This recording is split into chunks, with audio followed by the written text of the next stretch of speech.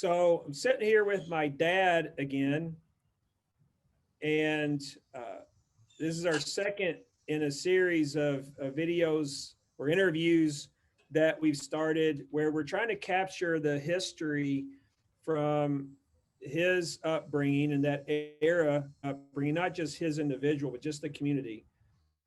So he grew up in Menifee County, Kentucky. It's around the Natural Bridge area. It's kind of like foothills of Appalachian, Kentucky. It's where a lot of cliffs are, just topography wise. Really interesting area. And my mom also grew up in that same area. In the last video we did, we talked about how the Pughs ended up in that part of the country. And in this one, we're going to talk about just an incredible, for that area, to me, an incredible institution from the history, and that's the Pugh Brothers Garage. So that's the theme for today. Now, my dad, his name is Doug Pugh. He's the guy that you are looking at right now. And I am Jody Pugh. His dad was Hobart Pugh, one of the brothers from Pugh Brothers Garage. So we're just going to kick it right into gear here. And to do this one, I got me, I had a custom t-shirt made. I got to show it so I don't forget. Pugh Brothers Garage. So I want one. I'll get you one. I'll get you one. So Pugh Brothers Garage is, and we'll talk about it a little bit more, what it means and what that institution was or what that organization was, because it was more than just a garage, honestly, the legacy of it. And it's a garage, and I'll just let you pick up and kind of start at the beginning of Pugh Brothers Garage. Well, maybe start with today is 10/17/2021, which is a long time past where the Pugh Brothers Garage started. But we'll start with J.P. Pugh. He was the actual owner of the garage. I believe he is 21 years old. He went to Nashville to the auto school. I don't know if he went 1 year, 2 years, or 4 years. It was, you could go different times. And he went to that, and then they lived at Wellington when he started the Pugh Brothers Garage. And there was a log house. They lived where that tax, the lady does taxes in their old home. So I know what you're talking about, right across from Dollar General store in Wellington, Kentucky now. Yeah, it's real close. And across the road, 460 from the house they lived in, JP built the garage. He built it out of sawmill lumber. It was a shed type building, the roof sloped to the back. It wasn't a big place. It had 2 bays, 2 big doors in the front. And it was covered, the garage was covered in a tar paper type thing. It looks like brick. A lot of people put it on their houses back in that period. And it did stop the wind and help insulate. But the actual building was just typical for that time. But on the right bay, when you drive in the right side facing the building, there was a pit back in the back. And that pit was, you drive over that to change the oil, grease the cars, and that was a big part of the business back in those days. Now you don't grease cars, everything is sealed, but back then you had to grease them just every few thousand miles. So that side stayed real busy. The other side, the left bay, was more, you had to do a lot of tune-ups back then. Points and plugs and wires, because they didn't last too long. No electronic fuel injection. No electronic anything. Except going through the coil to fire the spark plugs. That's it. and headlights, taillights. But, and that was the most of that business, the way I understood it. I remember being there, but I was awful young. And I actually have some oil. The oil came in to them. They got it in a drum of some sort. I don't know if it's 30 gallon or 50 gallon. And they pumped it out of that into glass jars. I should have had them here. And on top of that glass jar was a funnel-like, metal funnel-like lid. And they kept that oil set down where people could see it because it's real pretty. It's Gulf oil. I remember that. And it was a honey color, real, not a dark honey, but a light honey colored oil. And they did a lot of oil changes, did a lot of tune-ups. And that was mostly what they did. I remember Homer has always been part of as a mechanic, but I remember Red and Bud Pugh helping. They're young, I mean, but they helped out. They could change oil or grease or whatever. And then there came a time, and I don't know what year it was, that JP decided he bought a piece of property in Frenchburg. And most of you will know where that is, but and built a concrete block, double high, double story, whatever you want to call it, higher than a double story, but flat roof building, and moved the operation down there. And he built, it had a one door going in straight through, and then had all the equipment and everything. And on the right rear, there was, in fact, I went through the old garage last week. This guy gave me a tour of how it is now. Another guy owns it now. And they're doing some work there.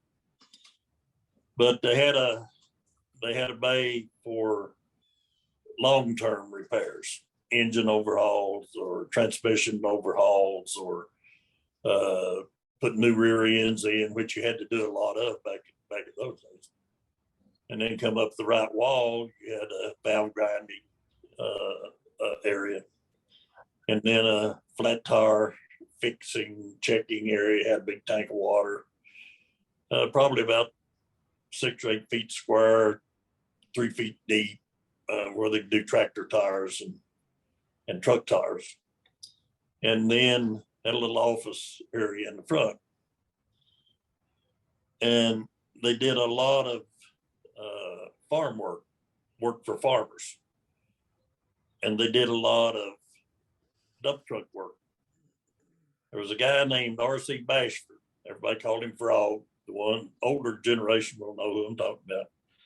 And he had a lot of dump trucks. Back in those days, the roads, for the most part, were white rock or gravel. And he hauled white rock constantly. So these roads would have big old chug holes in them, and they had to grade them a couple times a year and put fresh rock on. So he kept them dump trucks rolling. Well, it wore out. It wasn't like a truck that'll last 500,000 miles today without much work on it. It was like 20, 30,000 miles, you overhaul an engine and maybe put a transmission in, or rebuild transmission, or put new bearings in it. But Pugh Brothers Garage did that. He, I don't know how many times, I was telling Joanne a while ago, I don't know how many times I've walked as a little boy from Pugh Brothers Garage to the Western Auto, which was uptown next to the courthouse, to get a set of Champion spark plugs for Chevrolet 6-cylinder truck. I've done that many times. And then they put some parts in upstairs. But the main thing, that's just catch up with what they did. And they did tractors too. And the main thing about Pugh Brothers Garage, it was unique. Jody kind of explained it a while ago, but it was unique. They took care of family.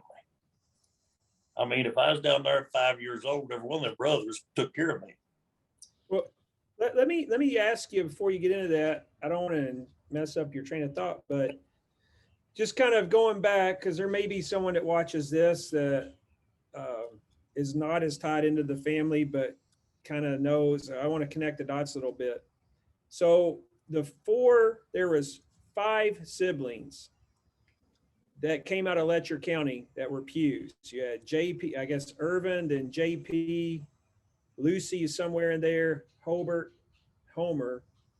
and Lucy. I from the last video, I think she got married and stayed in Letcher County, and then they ended up in Somerset. But those 4 boys all had JP was never married. I don't believe, but the other 3 were married and had families, and for some reason they all just left Letcher County and went to Menifee County, bought property, built these log houses, and then JP started that garage. Now, did he start that garage as soon as they landed in Menifee County, or what's the timeline on that? And I don't know. I don't know. I don't remember ever talking to any of them about that. I've sat on front porch JP's many a time when we go in on weekends in the later years of his life, and we talk about all that stuff, but I don't remember ever talking to him about that or how he decided to become a mechanic. If you notice, most of them Pughs could do a lot of different things. They might not have done them, but they could, because a lot of them are trained in the mines to do everything: electrical, carpenter, mechanical, you name it. They could do it. But when they started working, Homer, my dad, stayed working in the mines till he got his naked back broke in a roof cave in, and then it took him a year, probably maybe over, recuperating, and he couldn't go back to mine, so he went to work at the Pugh Brothers Garage as like the bookkeeper. He paid the bills and ordered the parts. And Homer was, he had his certain jobs he did. He was the oil, he changed the oil, he greased, he fixed flats, he drove the wrecker. They started out with a big, I'm going to say it was a 3-ton or 5-ton ex-Army 4-wheel drive truck with a wrecker boom on the back, and Homer drove the wrecker. I went on a few runs with him. It wasn't electric or hydraulic hoist or lift or winch. It was hand cranked, and it was geared down so low it'd take forever to winch a car up a hill or whatever, but you could do it. And I'll tell you a story about that if I don't forget to tell you later on, where I went with him one time. And he had his jobs to do. My dad had his jobs to do. And JP was the technical expert. He was the expert. He overhauled the engines. He ground the valves. He did the technically precise stuff. If they overhauled an engine, you can overhaul an engine in frame and hone the cylinders, put new cylinders and rings and bearings and all, unless it's worn too much, and then you have to send it to machine shop and have it machined out, smooth, cut it down, maybe 10 thousandths oversized or even 30 thousandths oversized, which means bigger pistons, bigger rings, and all that. And if it boring the cylinders out because it's too boring. Yeah.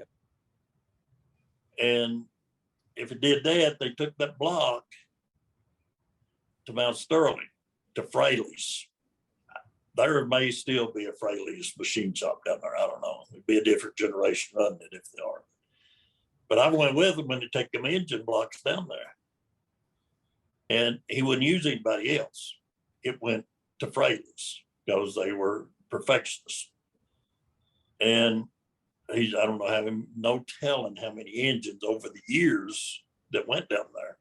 But most of them he tried to do in frame because it's a lot cheaper on the customer. And but he ground his own valves. He did the head work himself right there in house, which also saved the customer a lot of money. And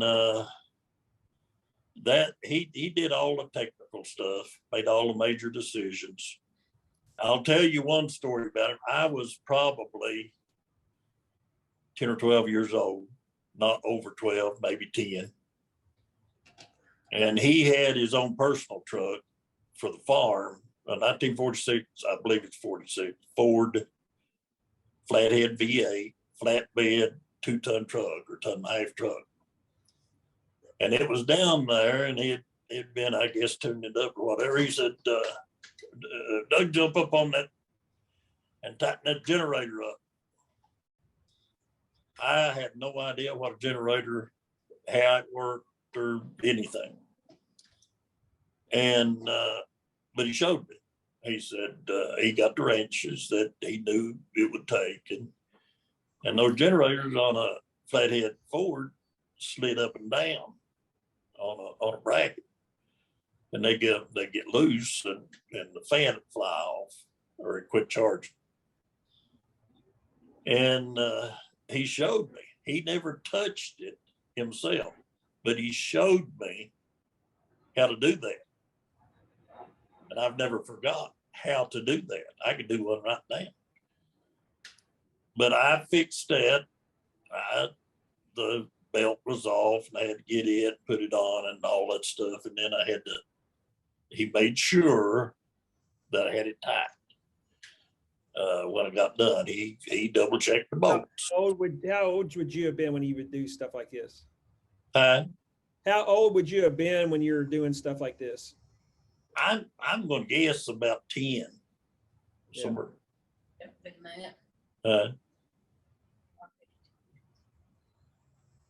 Yeah. I'm just in case you're wondering, so my dad there, he has a spotter off camera helping him. Yeah, she's the expert actually. So make no mistake, she's sitting right there off camera. But anyways, you think you're 10 and I was just curious. I interrupted you there. You're telling us 12 and probably 8 or 10. I wasn't very big because I had to crawl up on top of the where the grill part is, radiator, to reach it. I couldn't just stand on the bumper. I was that short. So no older than 10 probably. But I did a lot of things like that. They took care of the little fellas down there. They let them do, and I got good at sweeping with a push broom, big old heavy push broom. And then every so often, take a scraper blade, like a hole turned on its end, and scrape the grease off where they'd done some major jobs or something. But they worked us in. But there was my dad and Homer and JP. But my dad didn't start till after he got hurt, somewhere around 1950. I can't remember exactly what year, 51 maybe. But that's a good break in the story because in 1950, they got a International Harvester dealership, trucks and tractors and equipment. Sold a lot of hay stuff, hay making balers and rakes and mowers and tractors, and sold some trucks, sold quite a few trucks actually while they did it. But that was 1950 when that started, because I researched that recently and found an old newspaper article from Menifee County that had that in it. That's the only reason I know exactly what year it was. And so they had that, and then they hired more people. They hired a couple more mechanics. And they started building somewhere around that time. I remember when they started building that other end. They decided to put in a parts house because they was having to go buy from other parts houses. So I guess they'd give them another 30% or something markup on a job if they replaced the part, or profit margin maybe. And they built facing the garage from the road, the left side. It was a single story.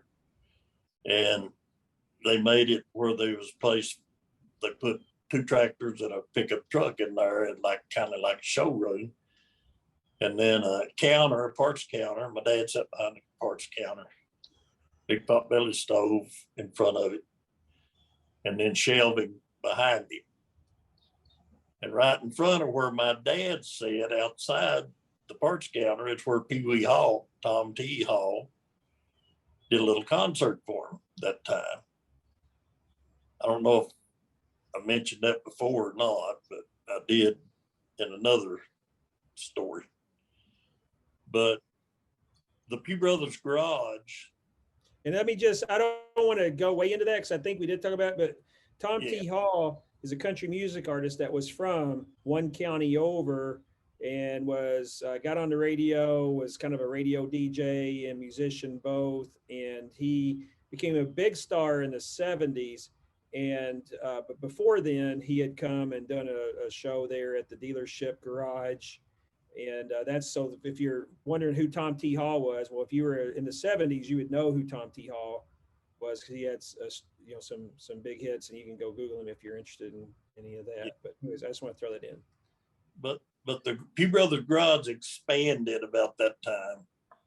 They started selling the International Harvester stuff, and they started selling farm supplies, seed mainly, seed corn, soybean seed, and cane seed, and started selling a lot of that.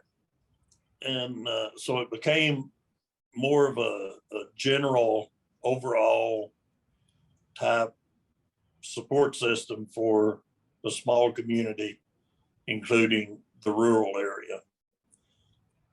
But when they got the other side built, they hired more people out. They had 6 people working at one time. I remember that, and I used to could name them all, but I can't now. And they got busier and busier and busier, and even sold Nash cars. Had a Nash car dealership in there at one time also. But one of the main things is it was a community type center. There've been many people that would come. That's where I met Bell's dad, actually, around the old cold stove there in Pugh Brothers Garage. And Jim Fertile, met him there, still friends with him. And he gives me a hard way to go, but I'm still good friends with him. And one big name, Carl Perkins, was probably the best congressman ever from the state of Kentucky. He was out of Eastern Kentucky. He came every recess, every congressional recess. He came and spent time, and spent about all day at Pugh Brothers Garage, because there's so many people there that come and go, and just sit around and talk.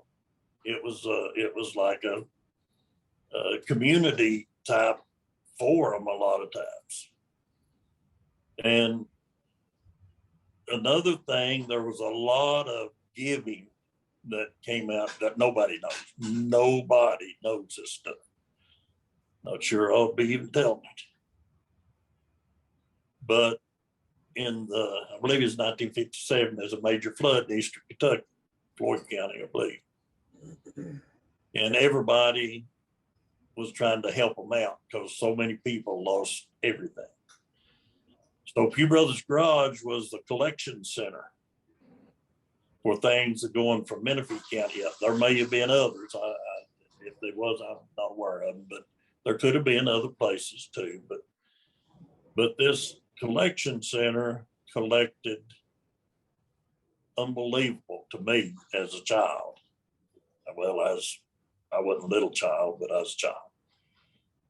The people that brought things in, people would bring cases and cases of canned food, clothes, a lot of used clothes, a lot of new clothes. People would go buy just like a carload of new clothes and bring it in there. And JP used his truck, and one of his employees, actually his 2 trucks. And then a lot of farmers brought their trucks in and hauled this stuff to Floyd County or wherever it went. And most of them had cattle racks on them and tarpaulins on them. And that's an example of what the Pugh Brothers Garage did outside. And I'm going to tell this one, I'm not going to use any names. But there used to be a little store right down from Pugh Brothers Garage, Robert's Grocery. And every once in a while, JP has sent me down there with $20 or $50 or whatever it might have been. So you just give it to Mr. Roberts, he'll know what to do with it. And I would. Well, come find out, Mr. Roberts took that money and probably pitched in some himself and filled boxes of groceries and took them to, I know of 3 places where mothers with little kids basically had nothing. So he did that and nobody knew it. He didn't want anybody to know it. Nobody knew it except, I guess, the Pugh brothers there. And he didn't even tell me what it's for. I didn't know for a while. And I've took money down there different times.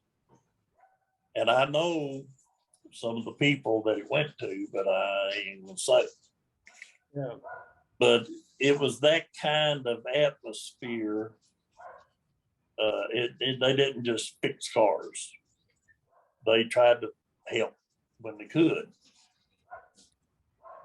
And one example, and I'm going to reemphasize it, I've said this 2 or 3 times, but they took care of the family too.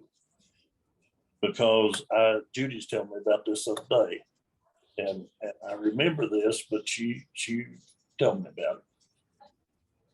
When when the girls started going to Frenchburg to school, the boys on the school buses were so mean that her mom wouldn't let the girls go, wouldn't let them ride the bus. They were mean.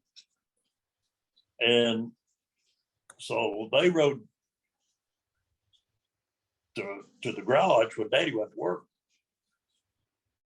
And then they'd take them to school, whatever time school started. And then they come back to the garage. I think they walked back to the garage and hung around the garage till they came home, till they shut down and came home. And they took care of the girls down there just like you did us, you know. And one other thing they did, and then I'll change course a little bit, but there was this guy that lived on Dan Ridge.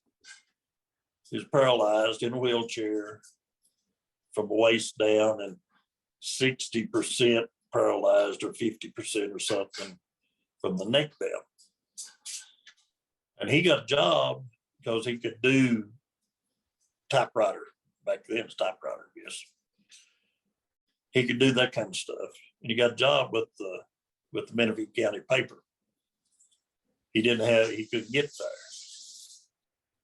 JP, they stopped when JP and Daddy Homer rode together, unless they're taking some, you know, like taking the girl, Daddy drive himself. But they would stop at this guy's house, load him in the car, load his wheelchair in the car, take him to where he worked, unload him, get him in, get him settled 5 days a week. Did that till he died. He died a fairly young man. So didn't charge a nickel.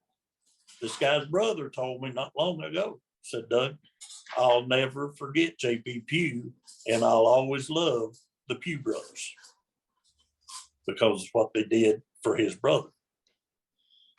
And that was the overriding part of a fixing cars, fixing trucks. Yeah. There was more to it than fixing cars. And then they also got, at one point in time, they got the contract, you have to be in on them.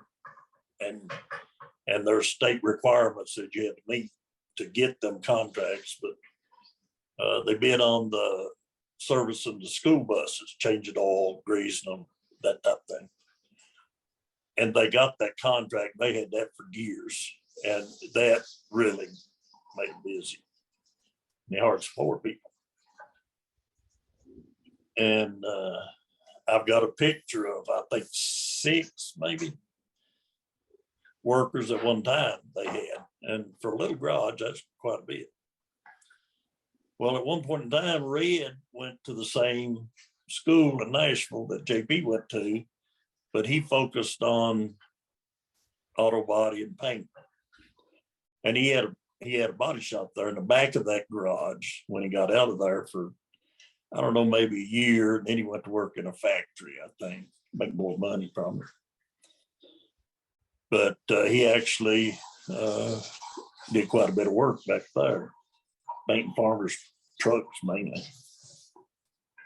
But that is the